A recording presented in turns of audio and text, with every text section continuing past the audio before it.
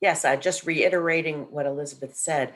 We're a great team, and there's a lot of help for you out there. And you should access it as you're thinking about starting your business. It's not just enough to have a great idea. There's a lot of other parts, moving parts that really need to be, you really need to focus on all the parts of starting a business, not just the thing that you think you do really well, whether it's a service or a product you're selling. And this is an overview for everyone and every type of business. So it's going to be, maybe some parts won't be specific to you. We're just going to go through this. It's a ton of information. You're going to have a lot of websites to look at. But also, you have to understand that you can make an appointment at the end and you can talk to me directly, or if there's someone in my office, we have other advisors who come from different industries that may be more appropriate for you to speak with, and we'll make sure that you speak to that person. So in addition to the fact that this is being recorded, if you want these slides because you've missed some phone number or email, or not email, or website, get in touch with me. Usually I have my email address under my picture. I don't know how that happened, but I will make sure before the end of the talk that I've changed that name and you can get in touch with me. My name is Ronni Rosen. My email is on the previous slide, Ronni.Rosen. Wait a minute, we went back somehow. Let's go back to the first slide. Why is it not working? I don't know why. F5. Didn't work. I'm using the arrow. There you are. Oh, yes, here we go.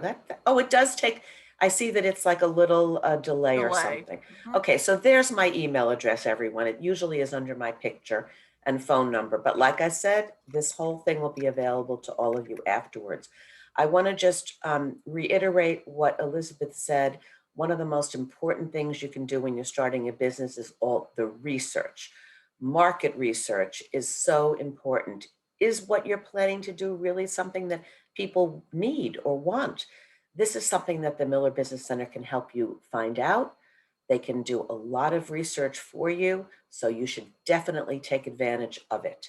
Just like we are, well, we're paid for by your tax dollars, and the Miller Business Center is funded by whoever they're funded by, banks and various people, and they're there for you for free. Take advantage of it.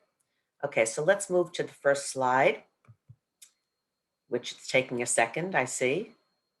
Now I pressed the arrow, Elizabeth. I don't know why. So you say F5. Didn't advance. What is going on? F5 brings you to the beginning. So just press the arrow and give it a second. Did. I pressed the arrow. Arrow. It's not moving, Elizabeth. That is so strange. Is it moving on your screen? No, maybe. No, it's not moving on anything. I'm still looking at the first slide. That's strange. Why don't you escape and start over? I'm trying. Did not work. Okay, you know what? You want me to share it on my end? Yes, you'll have to, and you'll have to move to the next slide each time. Okay, hold on. I don't know why it's not working. You know, these little technology glitches, sorry. I'll just have to talk a little bit faster. Hold on. Yeah. I'm looking to see, does it say pause share? No. Let's see, hang on a second. Okay, your screen sharing is paused. Resume share. There we go. You are screen sharing. Nope, it still wouldn't advance. Okay, I'll share mine. Okay. I'm not going to touch it then. Again. Sorry, everyone. Oh, I gave a few more people a chance to come in, so that's good too. Okay. All right, so you think you got it? Yeah. Is everybody seeing what the SBDC does? Yeah. Yeah, you seen page 2, Ronnie? Nope, I do. you do. I think your What do you, computer might be maybe it won't show it because, oh my goodness, this is terrible. Let me go over well, here. Wait a minute, let's, what? What do you think we should do? you don't have to see it on your screen. I think you have to stop sharing. Oh, you do? Yeah. Stop share. Okay, there we go. Okay. Okay, Now can thank you you. see it? Yes, yes, let me just move to this thing. Okay, so I'm very sorry about the little glitch there. So this is what the SBDC is, the Small Business Development Center, and what we do. We are funded through the Small Business Administration and the whole university system. We provide startup information, business plans, marketing plans. If you're interested in learning about how to borrow money, we can help you with that. And also, we're connected to the university. So all the university resources are available to you as well. I always tell people, okay, you can advance. I think that's good. I always tell people that we are a resource of resources. If you don't know where to go, you don't know who to call, you don't know where to get the information, let us know and we can help you. Okay. So, the first thing that I recommend you do when you're thinking about starting a business is to take a self evaluation. Do you even know what it means to be in your own business, especially if you've worked your whole life, 9 to 5 jobs, where people tell you what your tasks are? I mean, even if you're in charge of yourself and your own, what you do in your job, somebody is really directing you what to do. You may have a boss, you may have a director, people who are above you. But you're not going to have that if you're in your own business. You are the one. You're the one who makes the decisions. You're the one who has to show up on a snowy day if an employee calls and says they can't come, or if you don't have employees. There you have to do everything. You have to be the accountant. You have to be the creative person. You have to be the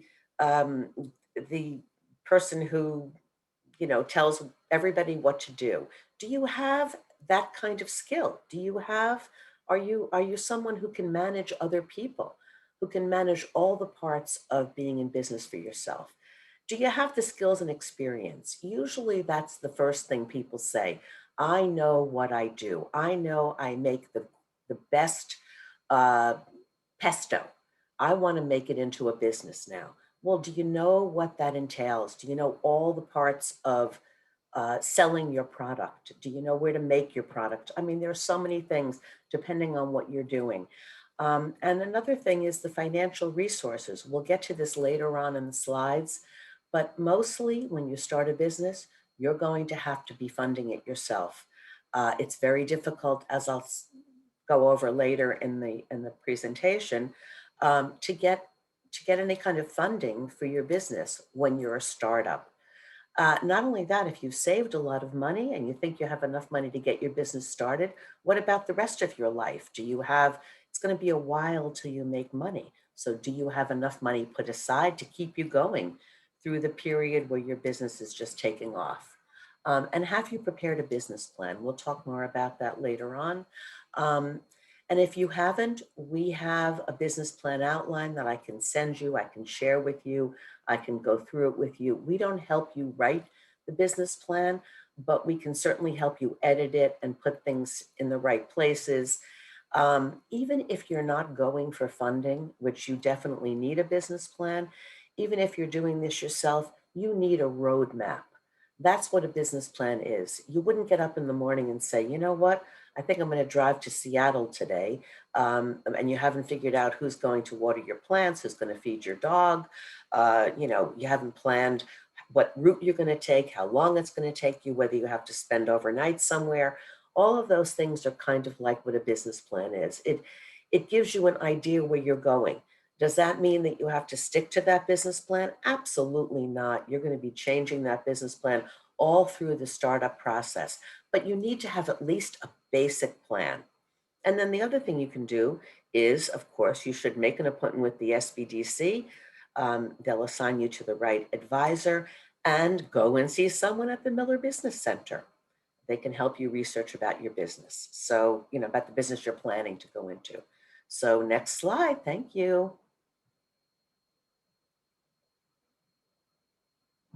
It is taking a little, oh, there we go, okay.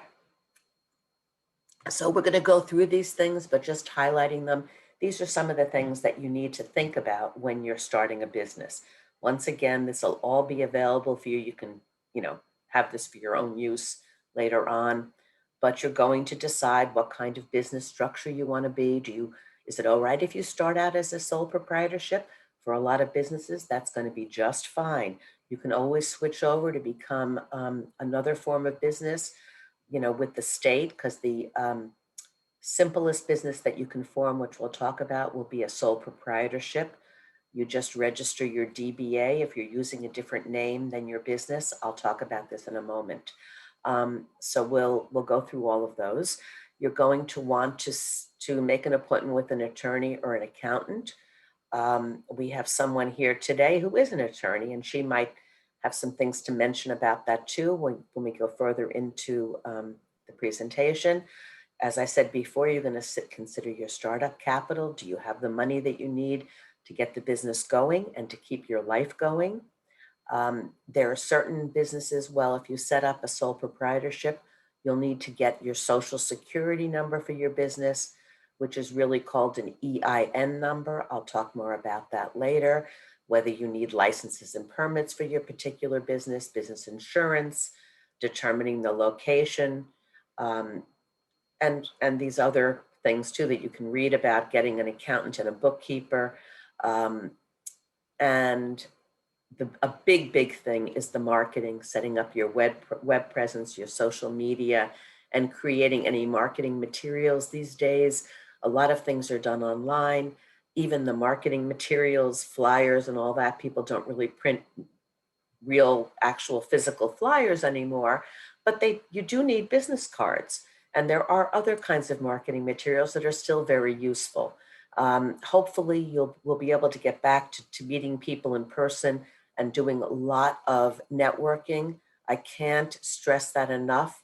The Miller Business Center also has wonderful networking opportunities, meeting with other business owners, any kind of networking that you can do, whether it's business networking or whether it's just networking in your whatever organizations you belong to. This is all important to do for your business. So we'll move on to the next slide. Okay, I just added this slide because I thought it was important for you to understand the parts of a business plan. As I said, I have a business plan outline. There are a lot of business plan outlines out there. We have a very general one, and these are the things that are parts of your business plan. The executive summary is usually just the overview of your business. If somebody was just going to read one page about your business, they would be reading the executive summary. But you can't write a summary until you've done all the other parts. So there's two parts to a business plan: the narrative portion and the financials. So this is all part of thank you, my love. My granddaughter just came to say goodbye. Close the door, please. Thank you. Sorry about that. So you'll write the narrative portion, which includes the executive summary, the business description and history, what products and services you're going to be offering, your marketing plan. These are the parts of the business plan that you're going to be writing. The last part, the financial analysis and projections, is going to be extremely important, not just if you're looking for a loan, but for your own use. It will change. You just have to know that. But you've got to start somewhere. You have to start with how much money. The financial part consists of how much money you need to get the business started. So consider it your startup list. And then you're going to need your first pro forma, your projections for the first and second year. So that's going to be, how much money is it going to cost you to run the business every month? We usually say that you need enough money to get started for 6 to 9 months in business.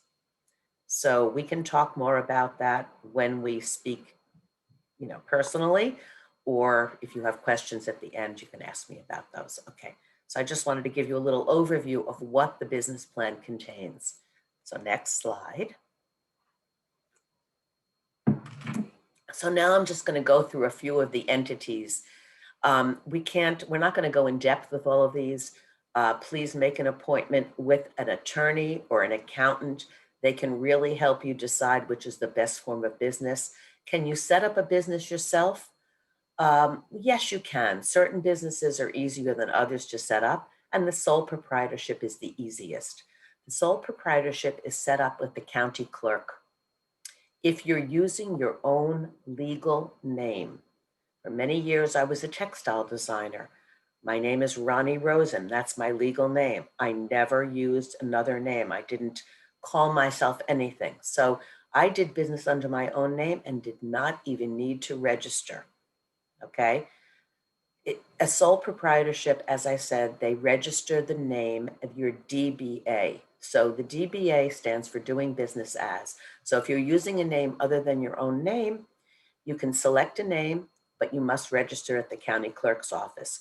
At the end of this section, I will give you a link to the website, but all you have to do is look up Suffolk County government or setting up a business, Suffolk County, New York. If you forget all of this, just Google it and the website will come up, or you can call me and I can give you the website. It used to be that you had to go there in person, but believe it or not, I checked with them recently, and even with COVID, you still have to sign it personally. You have to literally sign it. So you would have to do this by mail. It's all there on the website. It costs $35. They do have rules, though, about the names you can use, which can sometimes cause you problems. Because if you've chosen a name or if you've been doing business not knowing that you needed to do this and you want to use that name, you may not be able to register that name at the county clerk's office. They have rules which the rule is that you have to use words that are found in the dictionary. Okay. You can't use fake words. You can't use Z's instead of S's.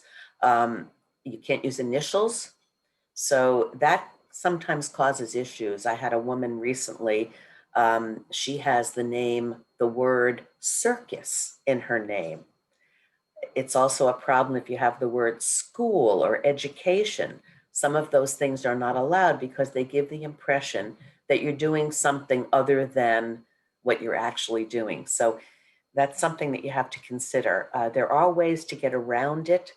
I don't want to tell you about all those right now because we have a limited amount of time, but what you need to know mostly about the sole proprietorship is that you have no protection.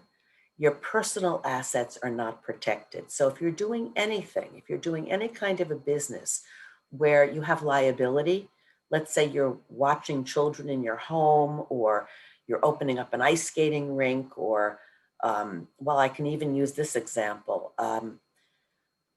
Well, first, let me explain this to you. So if you're doing anything where people could be injured, you have any liability at all, sole proprietorship can be a not good choice. Sometimes what I tell people is do your marketing first. Start slowly. You can always switch your form of business, but if you're doing something where you have liability and you're exposed, sole proprietorship is really not for you. It is the cheapest. It costs $35, as I said, but you are totally exposed. Let's see, is there anything else that I haven't told you that's important other than just reading what I've given you here? It is the least expensive. I've said that. You're totally liable. Oh, I know, this was the story I was going to tell you. My daughter used to live in Guatemala, and I remember we went there once. We went to a wonderful farmer's market, and there was a woman there selling soaps, beautiful soaps. And we bought some soap, and I took it home. And the next day I took a shower, and I looked down at my legs, and my legs were bleeding. Why?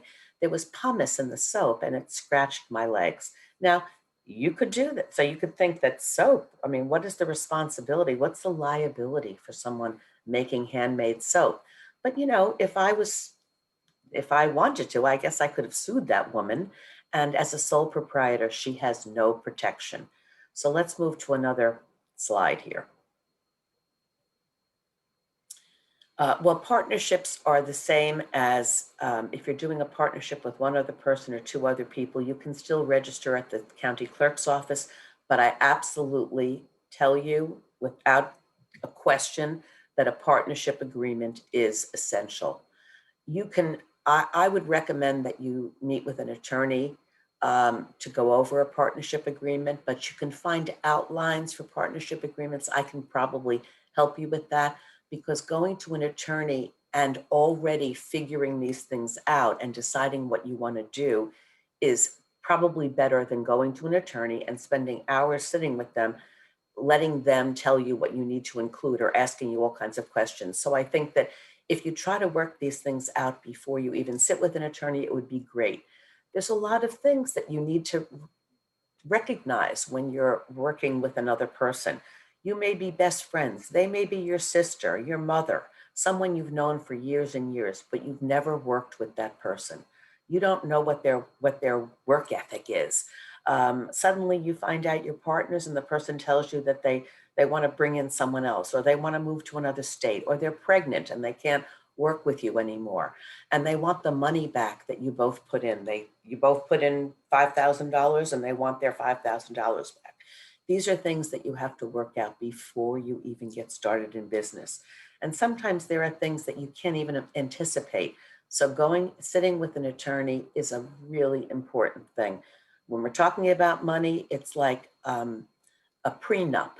You know, people have prenups when they get married because they want to figure out mostly the financial parts. So this is a very important thing to do. So let's move on. Oh, look at that. I've misspelled partnerships. Have I? No, go back. Go back. Doesn't matter. So this is where you go. As I said, you can just look up suffolkcountiny.ny.gov and you can find this under their business tab, or get in touch with me afterwards and I can give you this information. And it's all, you have to have an actual signature. So you'll be mailing things back and forth until they open again in person. Next, okay. So then we know we have corporations, and we'll go to another slide that will review LLCs. There are various types of corporations. There are professional corporations. There are S Corps. Some of you may have heard of S Corps, but which form you should choose, you really should sit with an attorney or an accountant and discuss it before you decide. I have many people who come to me and say, oh, I already filled out the LLC papers, or I already became incorporated. And I say, how did you know that that was the best form for your business? And they'll tell me, oh, my dad told me, or my uncle or someone. That is not necessarily the case. There are many different forms. It's important to discuss from a tax point of view.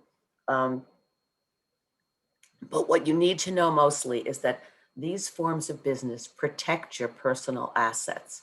So if you're in a business where you have liability, or you want to attract other partners, or you want to be able to borrow money or raise money or whatever, these are the forms of business you might consider. Mostly it's the liability protection that people are interested in. So that's why people do choose a corporation, but it could be that an LLC is the best for you. So I'm not going to go through all of these advantages and disadvantages. You can read that on your own. This is about the limited liability. This, to me, is probably the best form of business if you're going to be a single owner. Limited liability companies it's a very flexible form of business. It almost acts like a sole proprietorship, except that you get the protection of the entity itself. Both corporations, limited liabilities, are formed with the Department of State instead of the local county clerk's office. So this is done with the New York State Department of State. I have that website later on, but we'll just stay here for 1 second. So there's different rules about limited liability companies. Like I said, it's probably the best if you're going to start a business. It's the most expensive and you want to have the protection of the form of business. But it is the most expensive form of business you can start. And that's because, and a lot of times people overlook this if they do it themselves, there's a requirement that you publish in 2 newspapers for 6 weeks, a daily paper and a weekly paper. The daily paper here is Newsday. We only have Newsday. And there is a list of local papers that you can use, but you must do this in order to be a true limited liability company. Many people overlook this when they try to do it themselves through a website such as LegalZoom. There's nothing wrong with LegalZoom, but it's much better to sit with someone and help you decide if it's the best thing the best form of business for you, and they'll tell you what you have to do. So if you're going to be starting a business and you think you want to be one of these forms of business that are established with New York State Department of State, you should sit and talk to an attorney. Usually, can make an appointment with an attorney and accountant and sit with them for a half hour, have a little conversation first, not be charged for it, because you're really interviewing that professional to work for you in your business. So you should have some sort of good communication with that person. And then you decide what you want to do, and then you will be charged for it. So one of the important questions is to ask, can I get a free consultation, and how much will this cost? Okay. So I would usually like to say that forming an S corp, forming a corporation, is under $1,000, and sometimes limited liability is $1,000 or a little more than that. I don't know whether that's totally accurate, but I do say that to people usually. So next, I think this tells you where you get the information. Here you go. This is an excellent website. So if you only write down one website, this is the one you should write down. Even if you just put in New York Business Express and you don't include, this will come up. Okay, you don't include the whole, the detailed link. It will come up. And this is a very good website. It will talk about everything that I've just discussed. And then the other one, if is for the registering your business, and that is the Department of State. So even if you just put in New York, NYDOS, this website will come up, and it also has very good information and probably a link to the Business Express website too. Next. What time do we have? Okay, good. Okay, so if you are registering your business at the county clerk's office, the simplest form of business, the DBA, you will need to obtain the EIN number. What happened? Oh, there you go. Okay, well, we're getting to the next. So you will need to obtain an EIN number, which is basically a social security number for your business. Think of it, think of it as a social security number for your business. If you're doing a DBA and you want to open a bank account in the business name, you will need to get this EIN number, which stands for Employer Identification Number. If you had payroll, this would be the number that you would use, but banks ask you for this number if you're opening a bank account in a name other than your own name. If you open a bank account separate from your personal account and you're a DBA, which some people want to do for your business so you can keep your finances separate, you will need this EIN number if the name is different. If the name is the same as your name, they'll just use your regular social security number. It doesn't cost anything to get it. It is just an identification for your business. Okay, and it's obtained from the IRS. So as I say here, one of the most important calls you can make is to your accountant and your business attorney. You should have a plan in place. You should know what you need to do, and they can help you. It's really important. An accountant can help you set up your taxes. If you're self-employed, you will need to pay self-employment taxes. Usually, they'll set you up with that. They'll even send you a little reminder that your taxes are due. They can send you the form. It's all done for you. It's really helpful. And also you should know that the IRS has some really good publications. So if you go to the IRS, they used to print them, now they're all online. One of them is this, they number everything. So one of them is called Publication 3207. It's their small business resource guide. You can look at that. And it's very helpful. There's a lot of great information on the IRS website, all there for your information, written for you to understand. So I can remind you about these websites if we meet in person, but you can also go and take a look yourself. Next. Okay, so if you're selling certain products or services, you're required to collect New York State sales tax.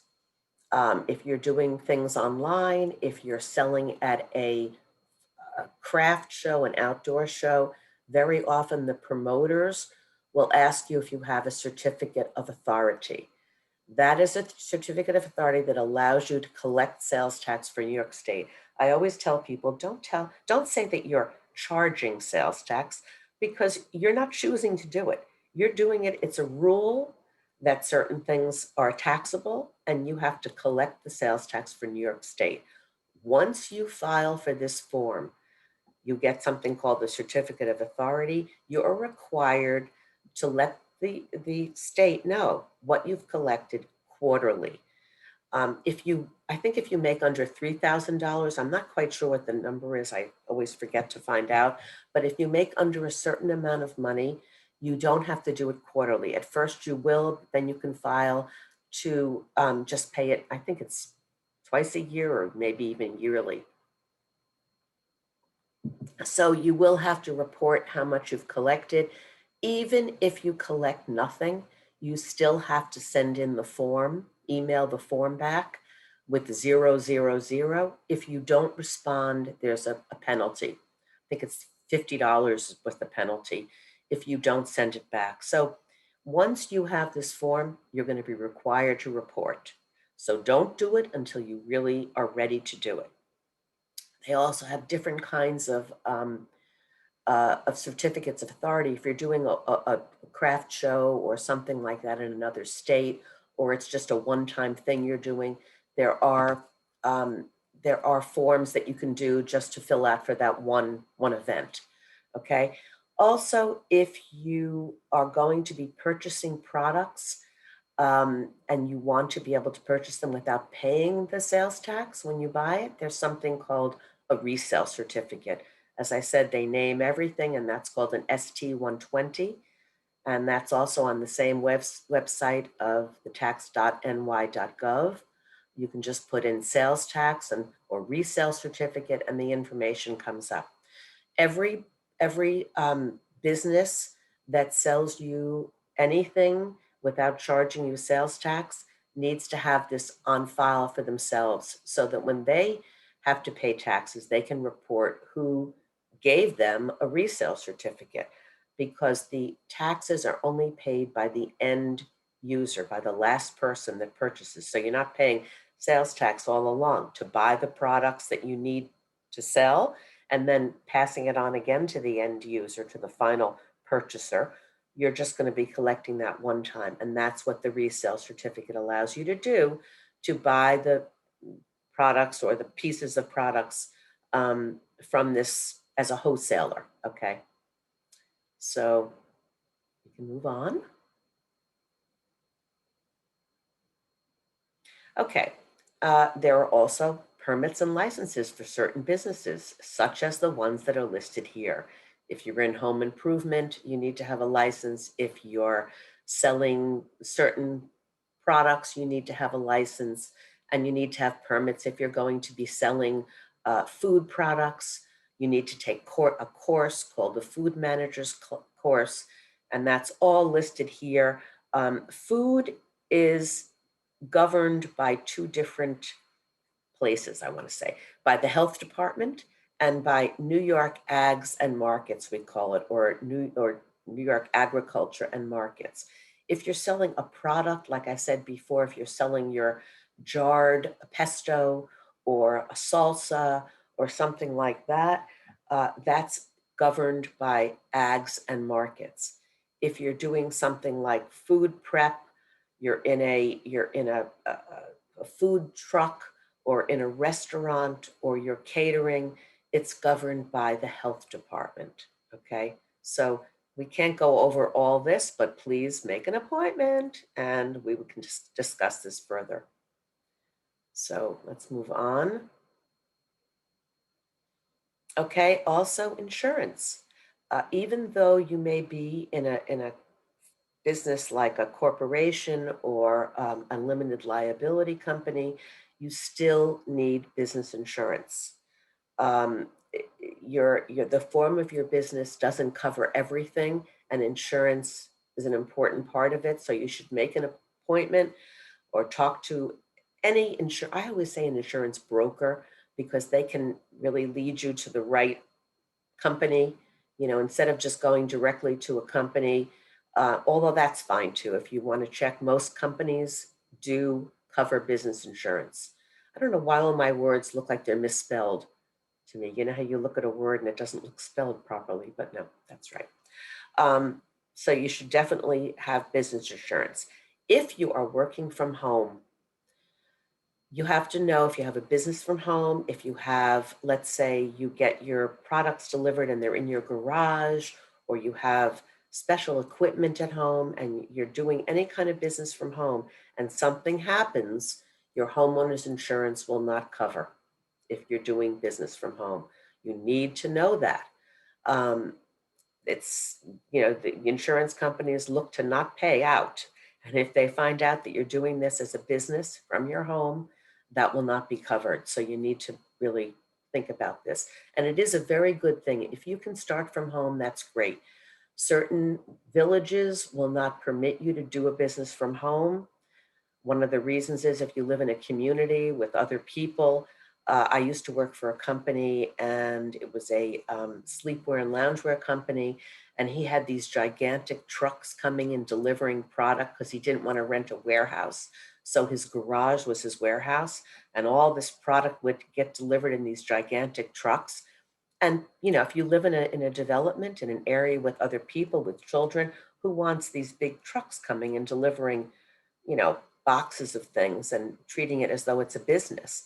So there are rules about that. So if you're going to be having a business where people come and park in front of your house and there's children in the area, you can be sure that your neighbors will be complaining about that. So I always tell people, if you're doing a business where you're working on a computer and you don't have things delivered to your home and you don't have people coming and visiting your house, you're probably okay, but you really should check and make sure before you invest in your business and think that you can start doing business from home. So let's move on. Okay, financing your business, something that everybody really wants to know about. People come to us all the time wanting to know if there are government grants, whether you're a woman-owned business or you're a disabled person or a veteran.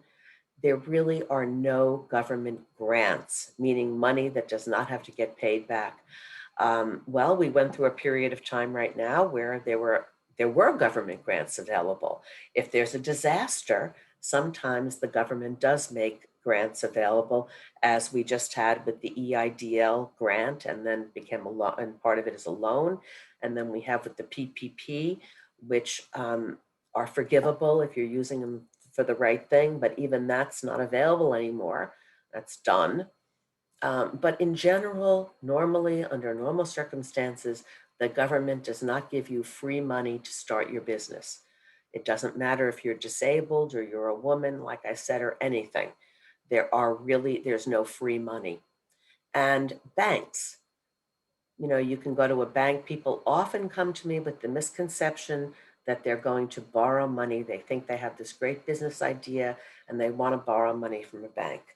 And this is the problem with that. The banks have the money, they get to decide who they want to lend it to. And they don't think that startup businesses are a good investment for them. Banks are in the business of not having any risk. So if you're in a startup business, you can be pretty sure that you will not get money from a bank. They usually want you to be in business for 2 years. They want you to have experience in the business you're going into. And if you decide you want to open a restaurant and you're a fantastic cook, but you know nothing about the business of a restaurant, that's really important. Okay. It's not just having one skill, it's really having experience in the entire business. So I do often tell people, if you can go work in the industry that you're thinking of doing, of starting, that's what you should do. I had a woman come to me recently who has been working for a locksmith for many, many, many years. She basically runs the business. She also learned how to be a locksmith. She wants the people are selling the business, going out of business. She wants to buy it. She's a very good, she's a very good candidate for this. Even though she's not been in business for 2 years yet, she may be able to find business. She may be able to find money, but usually not through a regular bank. Okay, there are people out there who are brokers, and for a fee, they can sometimes find you money if you're not in business for 2 years. But if you're putting a lot of money into the business, they usually do. The banks usually want you to put in 25 to 30%. The more you offer to put into your business, the more you're showing that you believe in your business. So 25 to 30% is usually the minimum. And like I said, business brokers can sometimes find you money, but there are fees involved.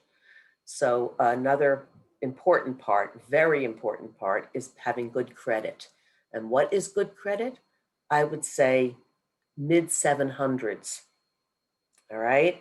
And you usually need, for the remainder of the money that the bank is lending you over what you're putting in, you need to have collateral that covers that.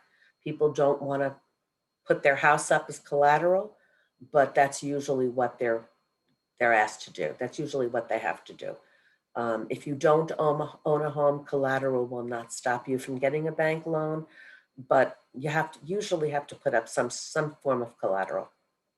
And once again, the SBA.gov is a great website. It's for the average person to go and look at and understand about lending and what the SBA can and can't do. How does the SBA work? People think they're going to get an SBA loan, a government loan to start their business. And SBA does not have any money to lend. Aside from what we're doing now, what's just happened with the pandemic, the SBA does not directly lend money. What the SBA does do is guarantee loans through banks. Most of the big banks are recognized SBA lenders. That's the first thing you have to know. And very often they have a lender in there who's versed in the SBA lending. And what the SBA does is they guarantee the loans that the lender decides to make to you. So if a bank says, this is a newish business. Yeah, they're in business for a couple of years, but they don't have collateral, or they don't have enough money to put in the required amount, or just something that's not maybe perfect, that the bank doesn't seem as a perfect candidate. They will, you can borrow money with one of the SBA programs, and the SBA guarantees the loan that the bank makes to you. So for this money, for this SBA backed or SBA guaranteed loan, the bank feels a little more comfortable lending you the money, because what happens if you default on the loan, the SBA repays the bank. And for that guarantee, you pay a little more money for the money, maybe 2.75% above the prime lending rate, and you have a second closing cost. So it is cost you a little more money to get an SBA backed loan, but sometimes it's the only way you can borrow money from a bank. Ronnie, Yes, see? the lawyer who is on right now just wanted to make a comment about financing for women-owned businesses. Please. And since there are some women on, I thought I would give her a minute. Is that okay? That's lovely. I love that. Thank you. Great.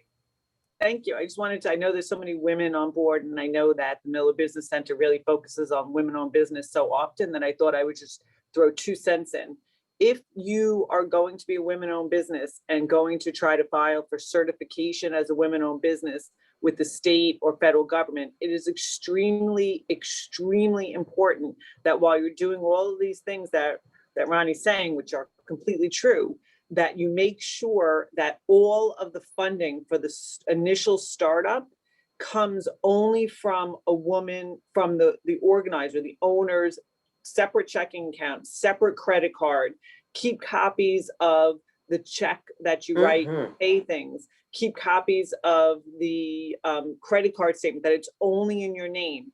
If you're going to have, and I'm just using this as an example because it happened with one of my clients, she started a construction business. Her husband wrote the check for her, like as a gift to file everything. That made she couldn't get state certified because the check to start the business was written on a man's account. And then the first, when you do, so open up a separate, if you don't already have your own separate bank account and credit card, open them up. And when you start funding them, only use your own money or cash. Do not have it come from somebody else. In a paper trail. It could be a gift from somebody, but just make it cash, so that you just have a bank account with cash in it. You don't want any documents tracing back to someone who isn't yourself as a woman starting the business, getting financing, anything. It's very important. And if you know going in that you're going to apply for women-owned business status, it's definitely important that you consult with either a lawyer or just make sure that everything is just women-owned, because you don't want to wind up in a situation where you start a business, you run it, it's only you, but you wind up losing the ability to gain the advantage of women-owned business. And I'll use as an example the new law legalizing the licensing process is being done, but the law specifically says that preference will be given to women-owned businesses in issuing the license. So it's very important that you follow the paper trail beginning to end in doing all the things that Ronnie's saying to make sure that you can qualify as a women-owned business. And that's it. And that's all I'm going to butt in. No, that's great. Because I have two questions. First of all, my understanding is that you can't apply for a women-owned business status or certification until you've been in business for a year. That's still true. Okay. And then the other thing is you don't have to be 100%. You can be 51% women-owned business. Okay. Right. So that's important too. But everything Christine is saying is absolutely true. I just wanted to make sure that I mentioned that. Yep, that's total. Everything that Ronnie just said is totally true. And back to the beginning, very important. Yes, they go back. So that's great to know right now, and so that people don't start the wrong way. There was something else I wanted to ask you about that, but and the state certification is probably the most important thing to go for first. But you shouldn't think about this when you're first starting your business. I mean, you can think about it, but it really can happen and it's, I know what I was going to say. It's all done online. It's an online form. Nobody can do it for you. So you can look that up. You can put women, certification, WMBE certification, and we can tell you what that is if you have forgotten after this. I'm happy to help you. So let's move on.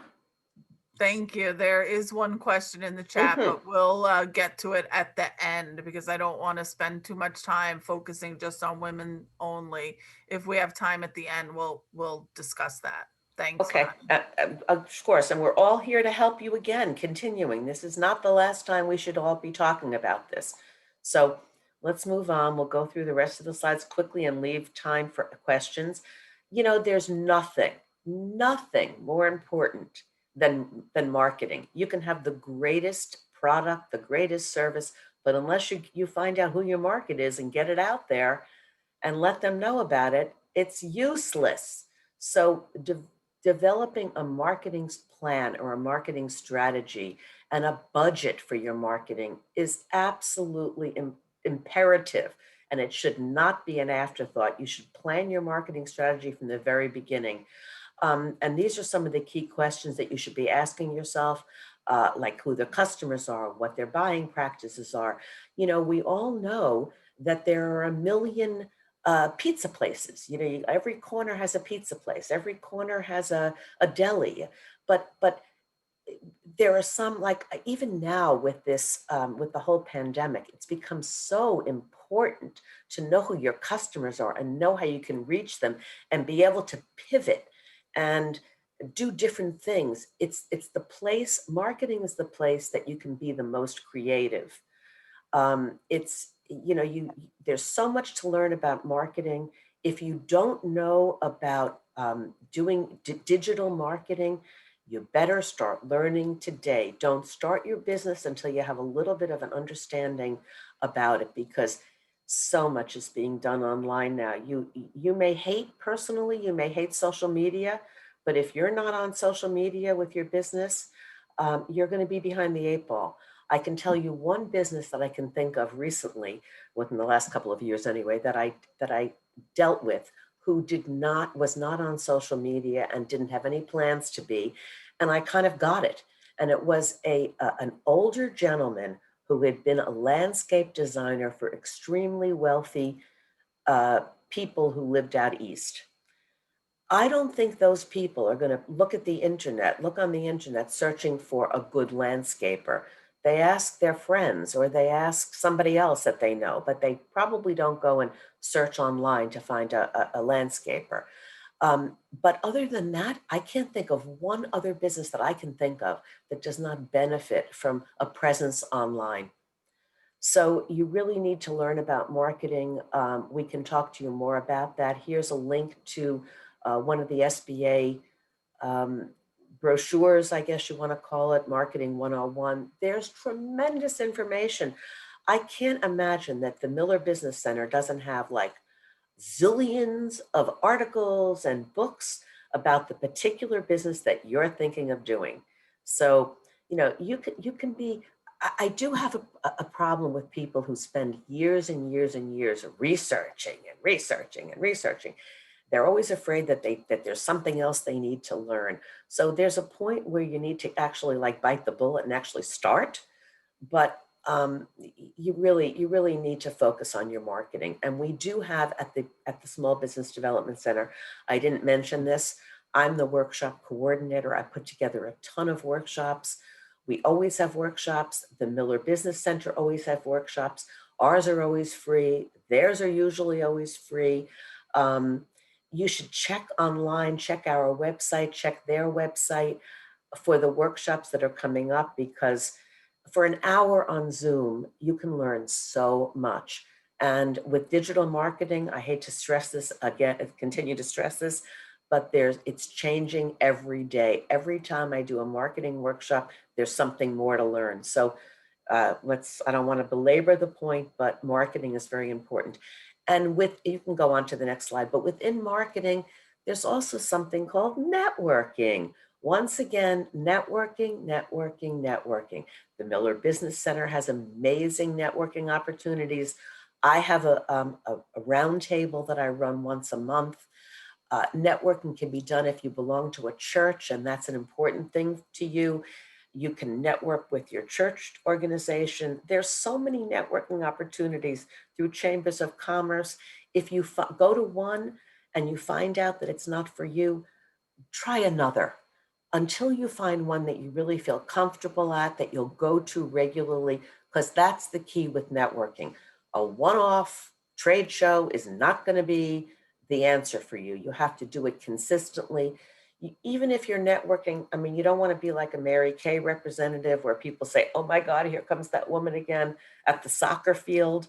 But you want to remember to talk about your business to people. You want to remember, if you're standing online getting coffee, that you're wearing the t-shirt from your business, that you're doing something or chatting with people and just managing to, mention that you're a business owner or something. And sometimes by just asking someone else what they do is the opportunity for them to come back and say to you, and now what do you do? So I can't stress networking enough. That's the end of the presentation. If there's any questions, I'd love to have them now for me. Ronni, I would love to just throw in my 2 cents about Please. networking, because Sure. we get a lot of people come into the Miller Center and they're like, tell me who my potential customers are. And we certainly have databases that will, give you a list of, if you're a realtor and you're looking for we could give you a list of realtors, a list of interior decorators, a list of almost any type of business you want. And that's great. I'm not absolutely, that's one option. But, you know, when you think about it, you want to do business with people you know and have met and have some sort of connection with. And the networking is just so invaluable for that. And just, you know, that's how Ronni and I connected, just being at the same programs and events all the time and meeting people. It's so invaluable when you're starting a business and when you're in business, just getting people to see your name and see your business all the time is so helpful. Yes, even people use, if you go to Facebook, if you use Facebook or Instagram, people, share what they're doing on Facebook. Even that way, the best way to start your business is like, you throw that little stone in the water, go to the people who are closest to you. Let them know what you do. Then expand your circle a little bit bigger, because people like to do business with people they know. And really, if you've met somebody at a networking meeting, sometimes you get to know them that way. So if you go to meetings over and over again and see the same people, it's not a waste of time. It's an important way to build that trust that, people feel like they know you. And that's who they want to do business with. I do stress that about churches too, because I find within a church organization that people trust each other. They have newsletters. You can do that very cheaply, do a little advertising that way. There's a lot of inexpensive ways to let people know what you're doing. And, we do workshops on that too. So does the Miller Business Center. So any questions? Yeah. Any questions for Ronni, for me? There's a lot of information here. I highly recommend, if you are just in the beginning of starting your business and have questions, to set up an appointment with Ronni or another one of the counselors at the SBDC, because they'll kind of point you in directions that you need to go, get you started. And you want to start right from the beginning. You don't want to have to go back and redo things like Christine just said, that's so important. Like, if you hadn't heard that and you did it wrong, and then, so like start right. And then, you set yourself up for success. So thank you to Ronni. Thank you to Christine for giving us that little information as well. Mm-hmm. Again, this was recorded. We will be putting it on our YouTube page. Give me some time to download it and, put the little thumbnail on. It'll probably be up by tomorrow. But if you have any questions, you have my email, you have Ronni's contact information. Thank you so much, everybody, for being here. Christine, I'd love to talk to you. I'd love to talk to you too. We do a lot of work with the Stony Brook University. I know you do. I know Joe a very long time, by the way. Yep. Joe